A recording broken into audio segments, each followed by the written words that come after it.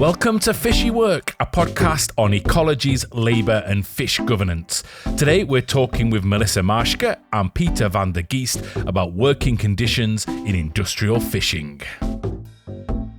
Welcome to the first ever episode of Fishy Work. My name's Ian. Join me this season as we cast off into a sea of trash fish, worker precarity, racism and labour campaigns, to name but a few of the topics we'll find stranded and floating in the sea, calling out to have a podcast made about them.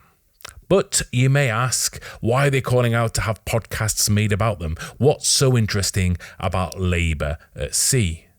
Well, because it turns out many of us, including me, don't know much about the work or the workers who catch the fish that many of us eat.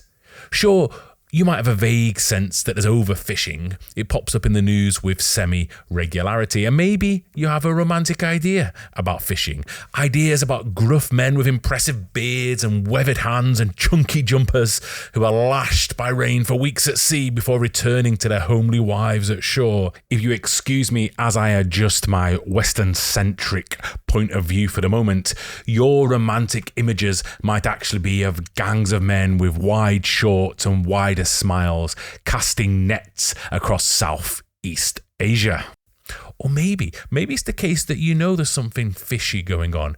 You might have vague memories of media reports about abuse in the industry, even whisper it quietly, forced labour that you try not to think about so much as you bite into your tuna sandwiches. But there's lots going on beyond romance, scandals, and vague guilt. In this podcast, we want to take you a little deeper and speak to people who have cast a critical eye over ecologies, labour, and fish governance. We're not looking to be sensationalist, although many of the stories you hear are sensational. Nor do we want to make you feel bad about whatever you put into your mouth. What you do at your dinner time is your own business. But rather, I want to learn about fish and work through a series of discussions with researchers who have dedicated a good deal of their lives making sense of it all, and then share these discussions with you. And in this very first episode, we couldn't have had a better couple of people to invite for a discussion.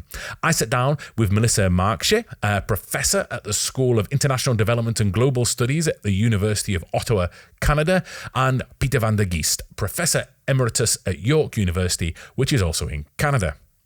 You're going to find out much more about them and their work as things move along, so I won't tell you more about them now, but safe to say I really enjoyed our conversation.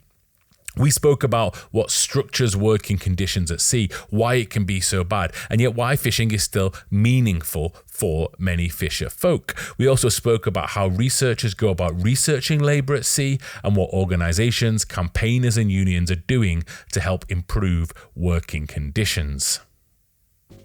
Stick around after the interview because in this episode, just as in each and every episode, I'll be joined by fishing and labour expert Alin Kadfak to briefly tell us what you and I just learnt and why it's important.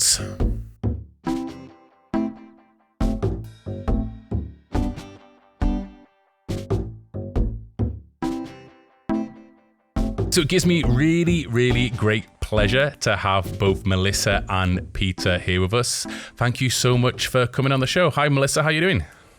Well, thanks. Hi, Ian. And you, Peter. How are you doing down there in your basement, it seems? I'm doing great. I'm actually on the second floor enjoying the nice spring weather here. Okay. I don't know why it looks like a basement, maybe the angle. So in preparation for our conversation, I've been reading quite a bit of your work, and as I was doing so, and in learning about the working conditions of those who labour at sea, the old British proverb got stuck in my head, worse things happen at sea. And I know it's something that we say to people to make them feel better about the bad thing that's just happened to them. But nevertheless, it kept bouncing around my brain. I was thinking about the terrible conditions in many globalised industries. And I was thinking about them and I was thinking, wow, it's bad there, but worse things happen at sea. And I was going to ask that as my first question. I was thinking maybe that is a good question to kick off our discussion. Why do worse things happen at sea? But in time, I realised it was a bad question because it's a bit reductive, it's impossible to compare, and maybe things I don't know, aren't even that bad. So I hope I have a better question to kick us off today, which is, when thinking about work and workers, what are the conditions that allow for so many bad things to happen at sea? I think fish work is absolutely dangerous, and that wouldn't be disputed. And that's because fishers, whether you're fishing near home or you're out on the high seas, you're working on a moving platform with sharp equipment, with ropes, with other gear. There's waves, there can be intense storms. So it's a mobile platform. You're constantly moving and hauling in gear with fish, or you're setting nets. And so I think nobody would dispute that it's quite dangerous, and there's an occupational health and safety thing. But what has also been happening in recent years is that working conditions in some fisheries have absolutely declined, especially those further out on the high seas. Not only, but especially there. And so that's when you're hearing stories of forced labor. You're hearing stories of examples of forced labor would include passports being confiscated, having funny contracts, violence on the boat, which can be both physical and verbal, long working hours, 20-hour days being the norm, not having enough food rations, on and on it goes. And over time, this has been increasingly a migrant workforce that's been out at sea. So about a month ago, I did some interviews for our national public radio. And one of the interviewers threw me with a question. He said, well, what about all those TV shows where you have these men out working on fishing vessels and having a great time, and everybody loves these shows, and it all seems like just a really wonderful thing to be doing? And, I didn't know what to answer. I kind of said something about masculinities and romanticization and how the reality of fishing is not like that. But I think the other side of it is actually that for a lot of people, fishing is a really rewarding occupation. And when you think about small scale fishers, especially people who go out on a daily basis, for whom it's a family occupation, and maybe in some places around the world where I work in coastal Thailand, people have returned to fishing. They used to work for the big fishing boats, and they just didn't like being yelled at by captains and not being in control of their life. So they've returned to local small-scale fishing. The livelihood may not be as good, but it's something where they can control their own lives. They go out in small boats with family members, and they provide food for their communities. Much of what they produce is actually consumed locally. And it's really important to remember that there is a fisheries out there that is really important for people's food security, and it provides a rewarding occupation. That's not the fisheries we're talking about in our research. We're talking about the big industrial deep sea fisheries, which has really increasingly turned to migrant workers and to low-paid migrant workers, and has been structured into the seafood industry. And so I think what you're finding is pressure everywhere to turn to migrant workers, paid very little money, which produces also racial hierarchies on vessels. It means that the captain might be white or might be Chinese. The workers are from Indonesia and the Philippines. And that increases the likelihood of those workers being treated very badly, basically out of a kind of a racism. So that's really the kind of fisheries that we're talking about. The other side of it is that fisheries are excluded from most national labor regulations and codes. This is something that is common for both fisheries and agriculture, but is especially extreme in fisheries because of fisheries, especially the big industrial fisheries that operate out on the high seas.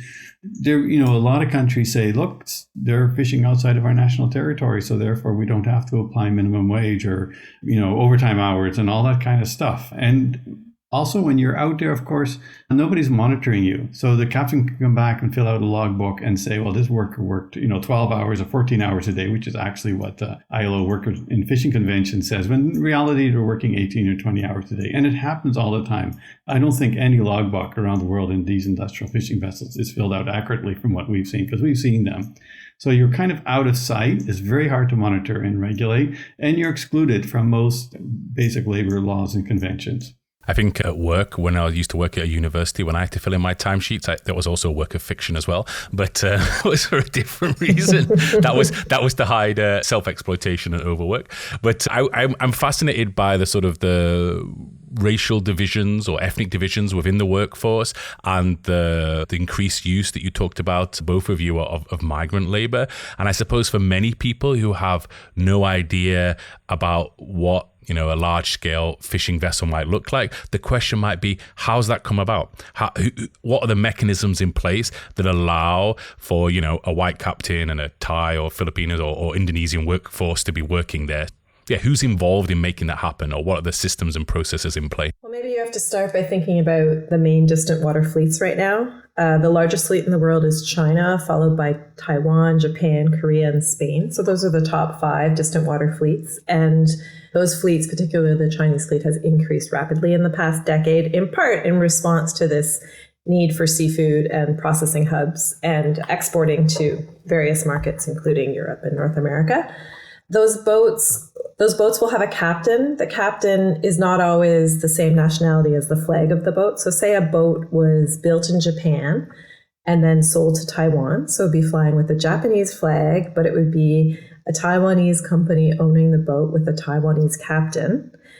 And then they would need a workforce. And this is the kind of work that many people don't want to do. And so you asked about why migrant workers? Well, it's because national workers these days don't want to do this kind of work. And so it's been a turn to low wage countries like Indonesia and the Philippines, where there's good recruitment infrastructure and where even though the pay is super low, we've seen contracts for $250 up to $550, $600 for someone that's worked a little bit longer in the industry. That's better pay than if you were working as a fisher, say, in Indonesia or the Philippines. And so there's a reason people get attracted to the work, but it doesn't mean it's good work. And in fact, these conditions have to radically change. So when you talk to the worker, they need the money. It's not working back home, unless we were to find a way to pay fishers better in small scale fisheries. But the working conditions absolutely have to change. And so that's part of the fight that's going on around forced labor and violence at sea. We talked to some crew that had been out at sea because of COVID for up to 4 years at a time. Can you imagine being on a boat? Wow. You don't speak the same language as your captain. You don't have access to Wi-Fi. And you're rarely coming into port. And so you're not connecting with family at all. And then you come in and you're rattled because something has happened back at home. It's brutal. Or someone's sick on the boat. I heard cases of guys that had toothaches, which start out as really minor, but there's no medicine on the boat and it gets worse and worse and they get back on land and they have to have a tooth yanked. I heard another case of someone with a stomach ache. It turned out to be stomach cancer and he'd been asking to leave the boat for weeks and weeks and the captain didn't let him. So the captain really controls things on the boat. And as Peter mentioned, it's out of sight, out of mind. There's very little monitoring going on the high seas.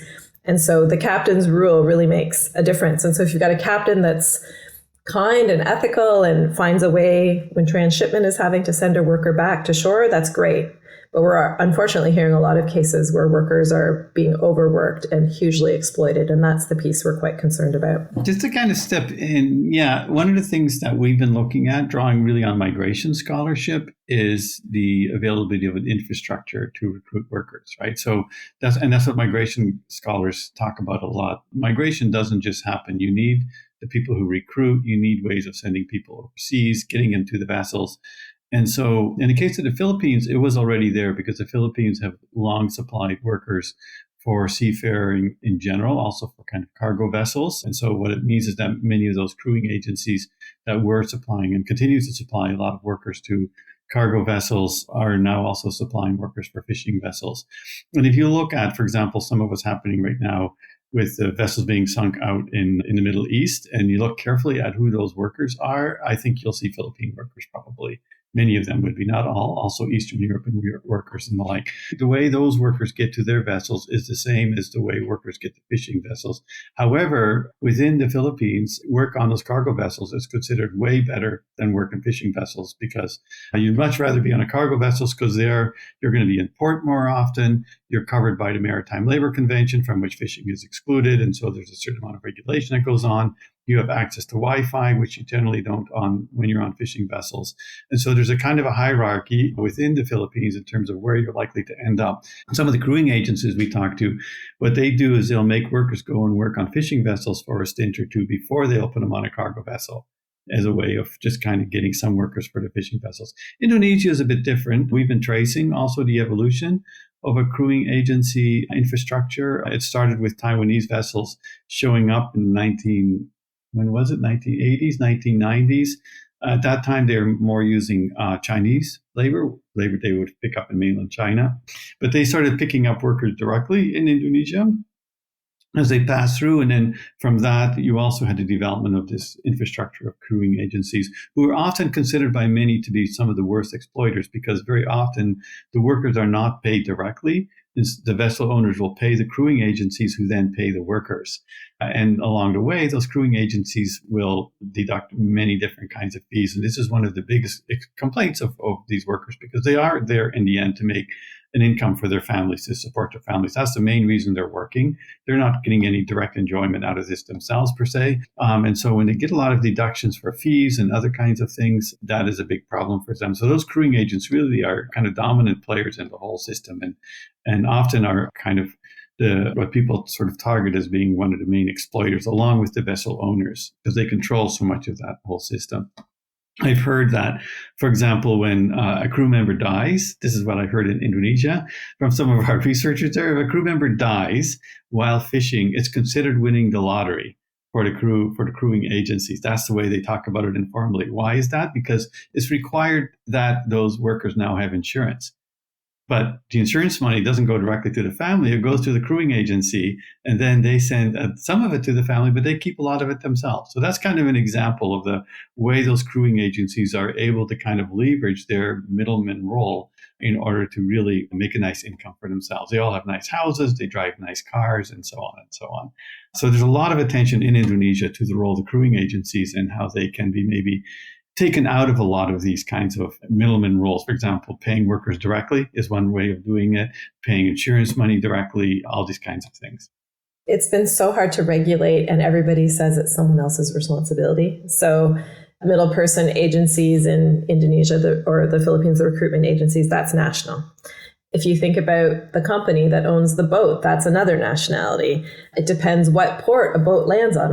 A boat from Korea could land in South Africa and then keep going towards the Falkland Islands and stop at several ports here and there as they fuel and offload and change crew. And so it's multiple jurisdictions, and it's very easy to blame someone else. Oh, I heard that poor worker, but I can't do anything.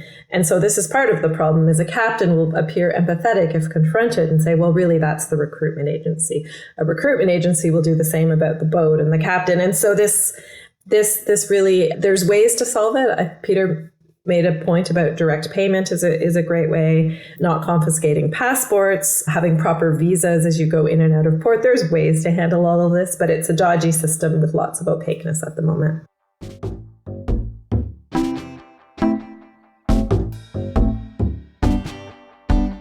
I want to get on to some of the ways in which people are organizing to improve conditions in a while. But before we do, I mean, you mentioned it's a hard thing to regulate. I imagine it's also quite a difficult thing to research because it's distant, because there's so much exploitation going on. Like maybe people don't want to let researchers in. So maybe that's a good part of the conversation to explore a little bit more about maybe methodology or positionality or your careers as researchers. I want to know about how you get into researching such a topic. And I mean this in both those two ways, both as personal and methodologically.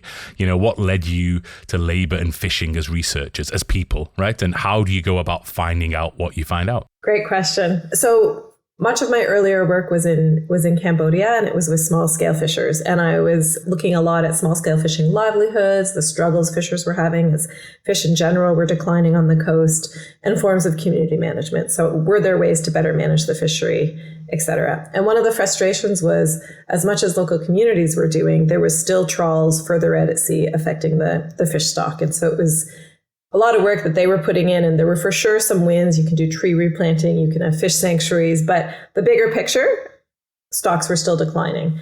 And at the same time, I was seeing some fancy houses go up in the village, and I was hearing that it was from workers that had been in Thailand on the fishing boats.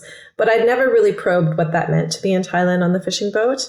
And then in 2013-14, we started hearing murmurings that actually for migrant laborers, for Cambodian and Burmese laborers, it could be horrific conditions, including examples of human trafficking, but also men that were dying at sea, men that were being burned with cigarettes. Like, we were starting to hear really upsetting stories.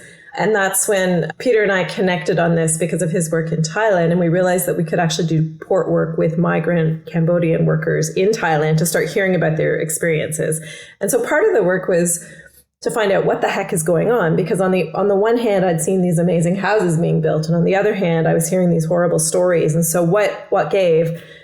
And it was both that there's really horrible things going on in the Thai fisheries, and some people were making it and able to make a profit and felt it was worthwhile. So we were trying to really talk with workers and understand, what is it about this work? When is it working? When is it not? How would you want to change your working conditions? And so it really started with that port work in Thailand to do the research on labor. Maybe I'll let Peter jump in before thinking about the bigger expansion of the project.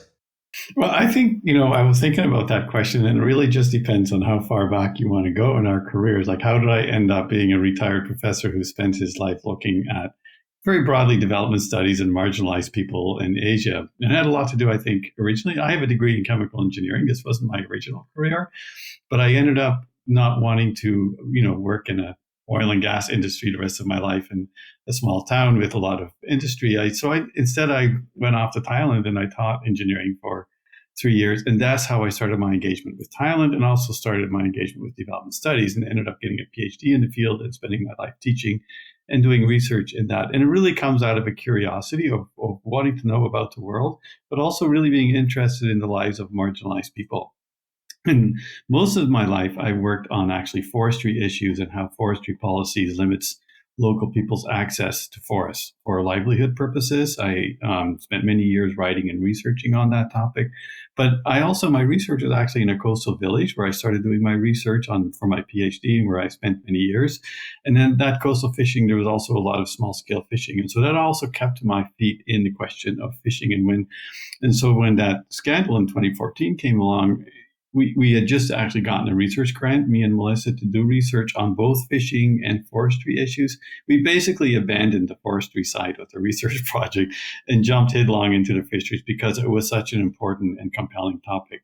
And we felt like, apart from the media coverage, which tends to pick up the worst case scenarios, and there were some really awful things going on, we thought there was really a need to step back and try to figure out, what about the lives of your ordinary everyday migrant worker in fisheries? How are they experiencing these problems? And to write about that, and to write about the reforms in that way. So that's how we got into it.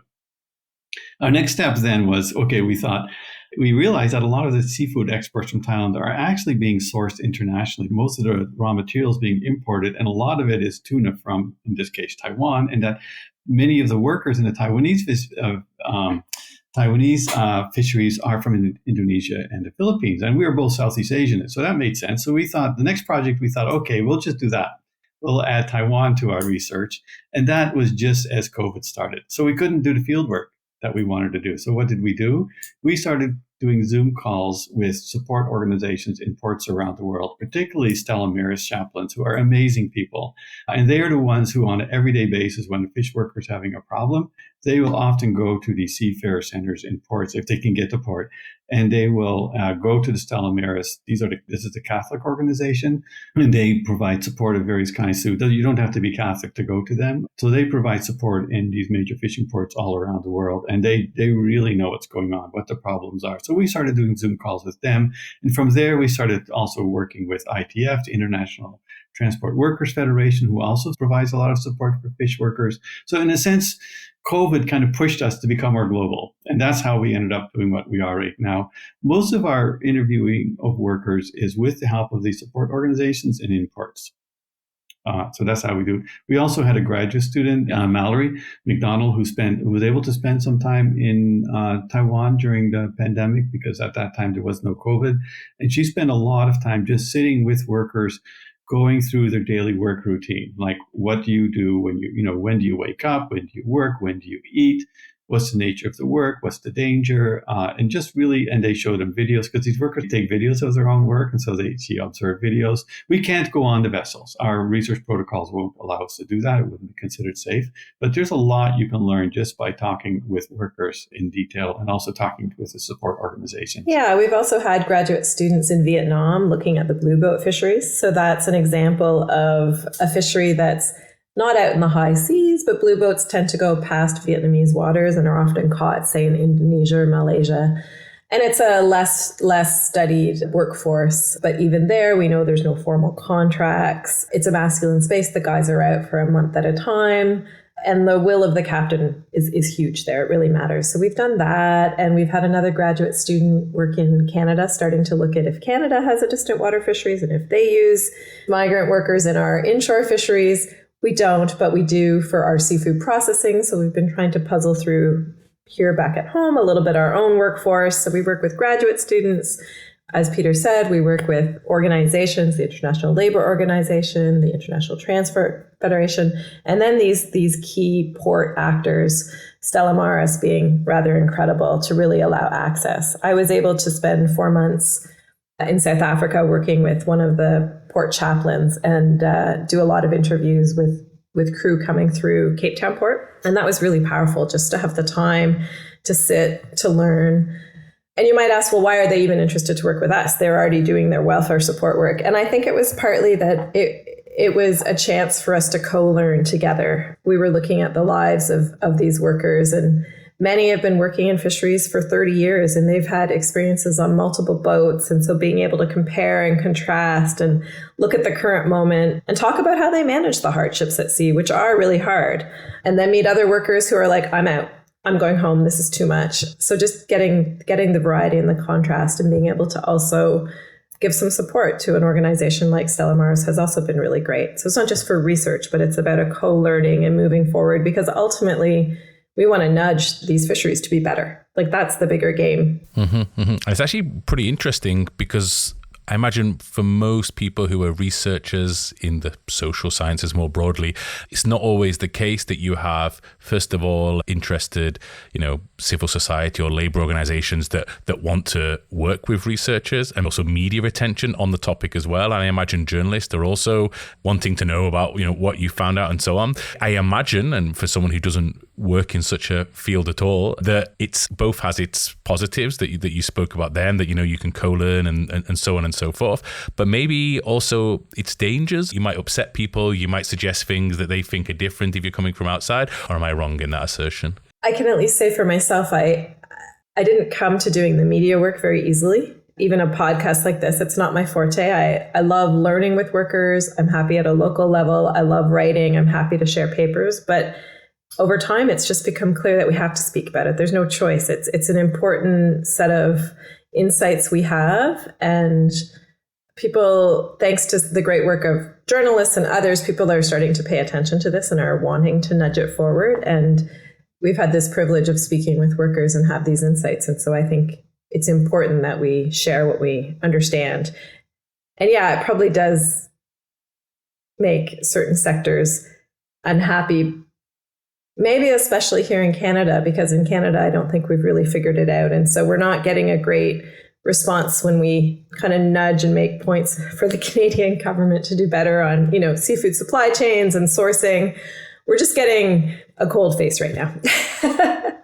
We're starting to make a few inroads. And I think that's the goal, is to say, look, we have a responsibility to do better on this. Our seafood supply chains have forced labor in it, and we have to shift that. And so yeah, I guess the next period of time will show. I think it helps that Peter is retired and is dedicated, but he's not. Like, he's full-time on this in a way that I can't be, because I'm still teaching and doing admin. And so if anything, we're getting more momentum now because he's able to just focus on this in a sustained way. Well, my main concern about being retired is that I'm not finding enough time yet for walking and gardening and, canoeing and all the stuff I actually like to do. I work half days. I don't work full days.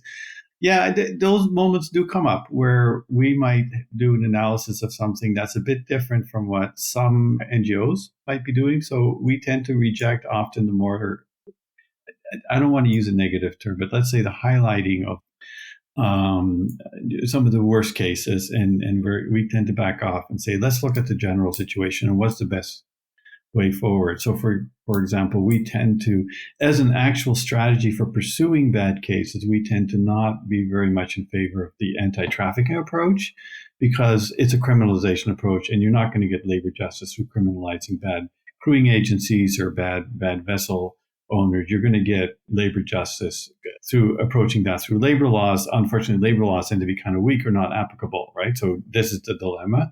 But we don't feel like blaming bad actors is the best approach. What you need to do is look at the broader systemic problems. And not everybody in what we might broadly call civil society sector, for example, anti-slavery campaigns and so on, have that approach. They tend to focus sometimes on bad actors rather than the more systematic problems. And so, but in those situations, we really do try to be supportive and saying, we need to go after these things. And here are some alternative ways of thinking about it that might be more useful than, for example, a criminalization approach. There are some other places where I think we just have to tread carefully. If we really feel like we're going to undermine the good work of an organization, it was something we say, we just don't say it.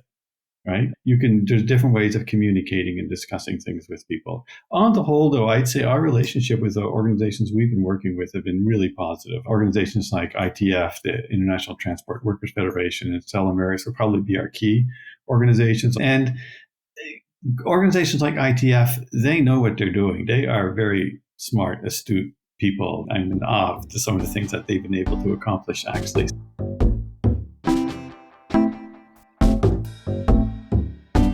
We started off our discussion we're talking about some of the conditions that have created some pretty bad working conditions, and you gave some examples of some pretty horrific cases, as well as talking about the broader structures.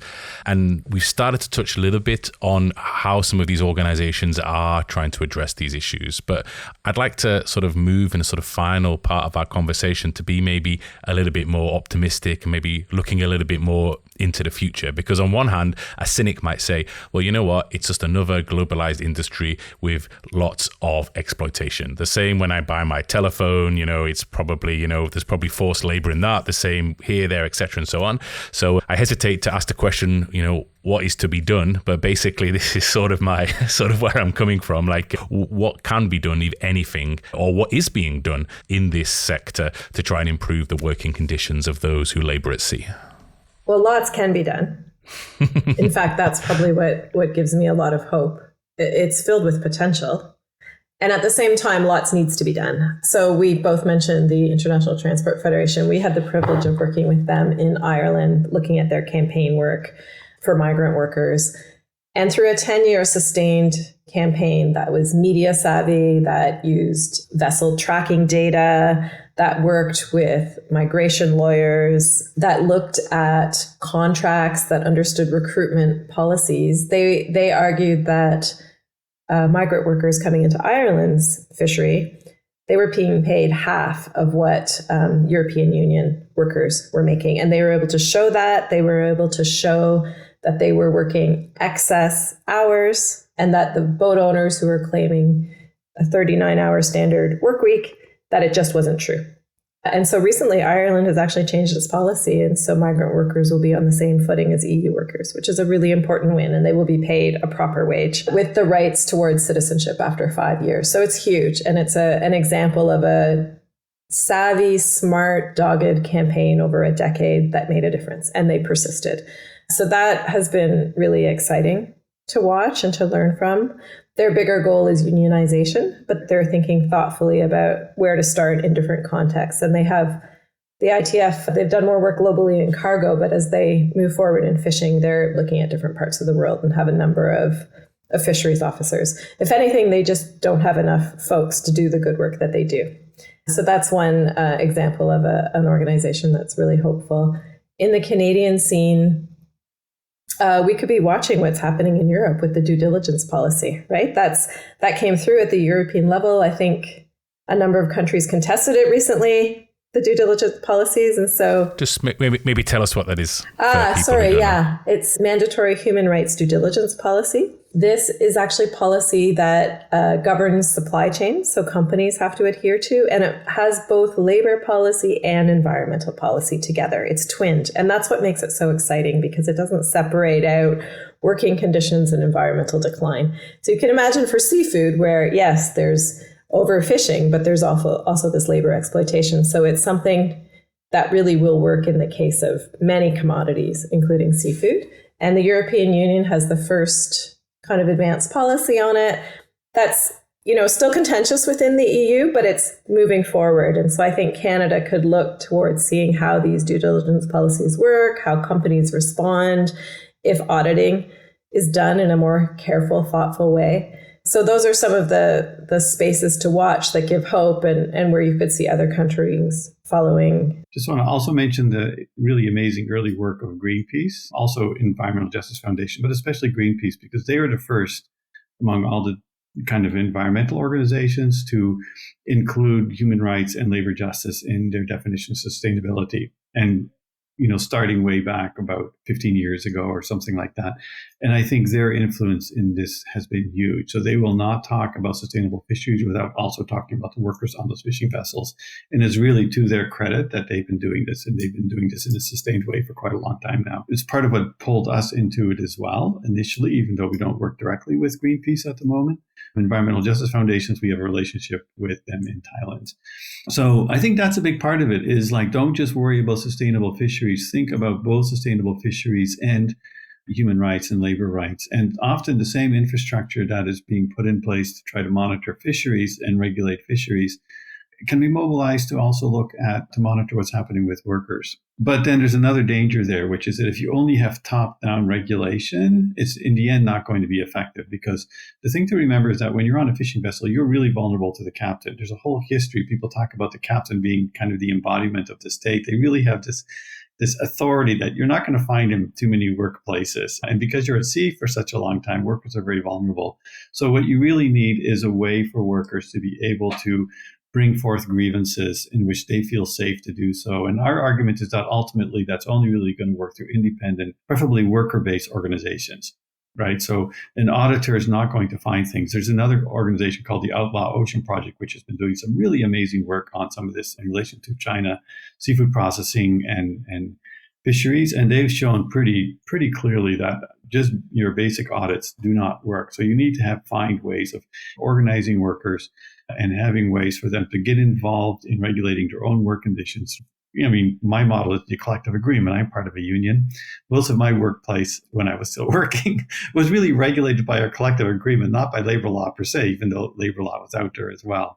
So ideally, that would be the way forward. There are collective agreements being signed, for example, through crewing agencies in Indonesia. Unfortunately, many of those collective agreements simply become a new way of extracting fees from workers. So how do you make those kinds of unions more real and more actually working for workers? There's another campaign I want to mention that I think is an exemplary in a different way, which is the Global Labor Justice Organization in the US has been organizing what they call a Wi-Fi for Workers campaign.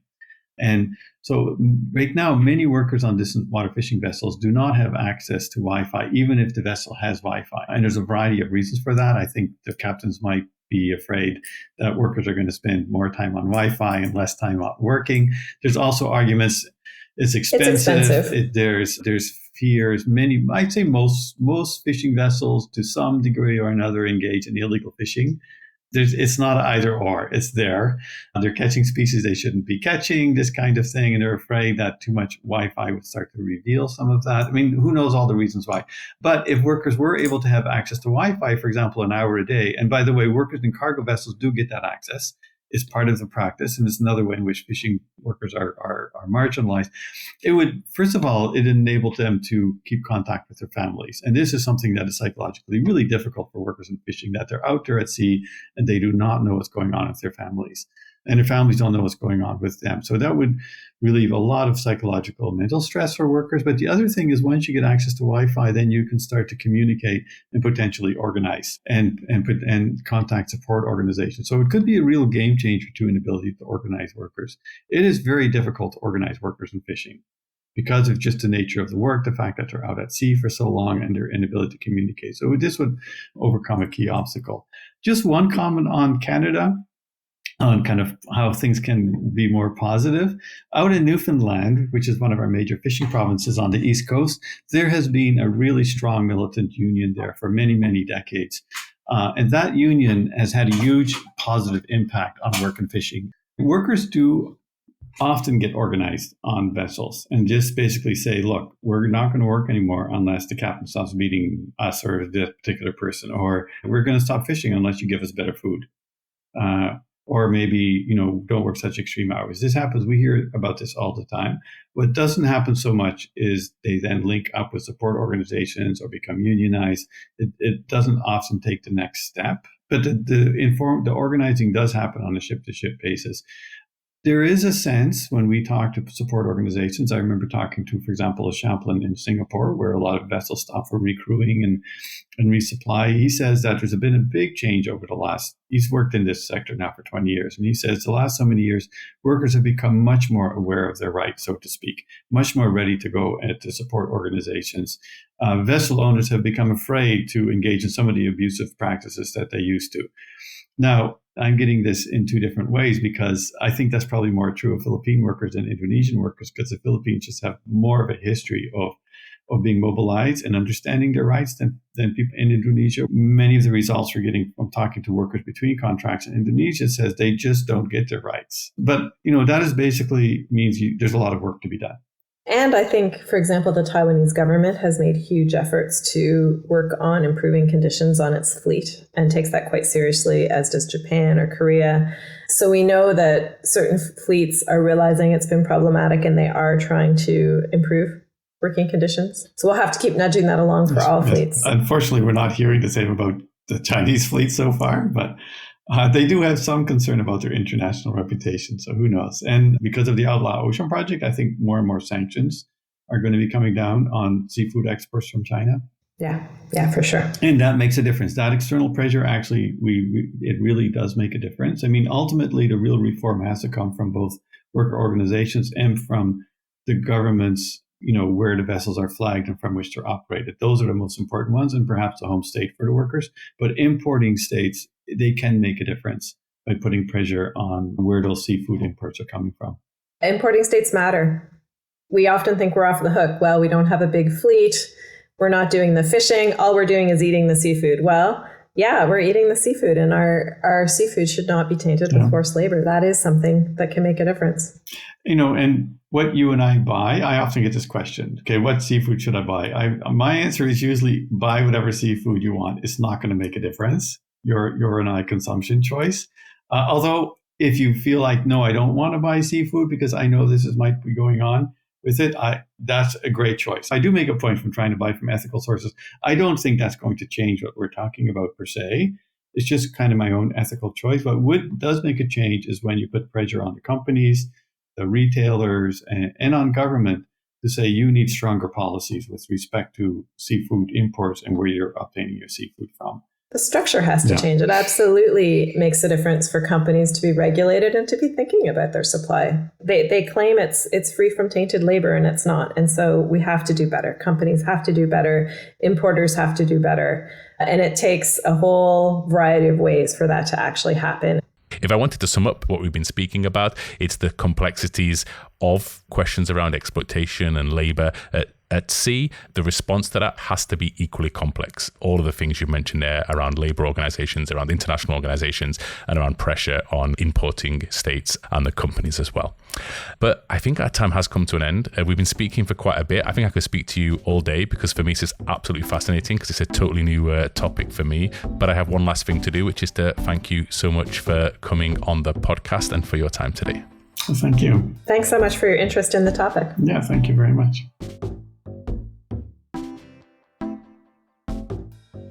Final part of the podcast, every single episode, I'm going to be speaking with Alin Kadvak, who's been researching and thinking about fishing and labor for a very long time. And she is the knot in the net of this podcast, the researcher who brings everything together. So it'd be really good, I think, if every single episode, after she's heard the interview, we check in with Alin and find out what we've learned and why it's important. But before we do that, I can say something, obviously, the CV type line of you, Alin, that you're a researcher at the Department of Rural and Urban Development at the Swedish University of Agricultural Sciences in Uppsala, but that doesn't really tell us very much about you. Much more interesting, maybe for the listeners, might be to let us all know how me and you first met. Yeah, where did we meet the first time? I think it was over a thali in the middle of the day in Mangalore somewhere. I mean, you're vegetarian, but I tried to pull you in to get you to eat fish curry and rava fried fish from Mangalore. So that was, the excellent memories we had. So you and I met while we did research back those days in Karnataka, India. 2010, 11, something like that? Yeah. Yeah, it's more than 10 years actually. So back then it was focusing more on, my work was focusing more on small-scale fisheries, but now it's getting bigger. Getting bigger. The fish are getting bigger or just or the research is getting bigger? Sadly, fish is getting smaller, but the research is getting bigger and, move a bit away from small-scale to commercial fishing. So let's try this for the very first time then. You've just had a listen to the interview with Peter and Melissa. Can you tell the listeners what we have just learnt? I think two more things that, I will not add more into what they already explained, but I think two take-home messages will be, first thing, there's a very complexity of actors in this matter of trying to understand how to govern or how to support fish worker at sea. They have already mentioned, frontline labor, NGO, states are important, supply chains are important, consultants are important. So, how to fit the whole pictures with diverse actor and how to actually communicate with them and how to bring all of them together. That's the most challenging things I think for this work. Mm-hmm. Yeah. Mm-hmm. And the second point is I really would like to continue both of the emphasis on the frontliner NGO workers. I think, we kind of a bit, sadly, still far away from having a very strong representative from the fish worker. So frontline NGO in each country is still very important to try to form union, to try to form a collective bargaining activities and try to support the fish worker. And so that's the two sort of big takeaways you've given us from the interview. Why do you think it's important? Yeah, of course, the researcher always say that my research is so important and it's, it's the most important thing in the world. Of course. But of course, that is the key. But I think the title of this episode, we just have concluded that it's going to be making fish worker visible. And we have been trying to do that in the past, 8 years, because it has been invisible from the legislations, the public debate, policy atmosphere. So I think we have to continue pushing fish worker to be more visible. Thank you so much, Aline, for those two key takeaways and why it's important. Looking forward to speaking with you in a month's time, and I hope you get to eat some fish thali somewhere in Uppsala in the upcoming month. Thank you, Ian. Fishy Work is part of the Just Seafood Project, a collaboration between the Swedish University of Agricultural Sciences in Sweden, the University of Ottawa in Canada, the Institute of Social Sciences of the Central Region, Vietnam, and the Cambodia Development Resource Institute in Cambodia. It's funded by the Swedish Research Council for Sustainable Development, FORMAS, and the Swedish Research Council, VR.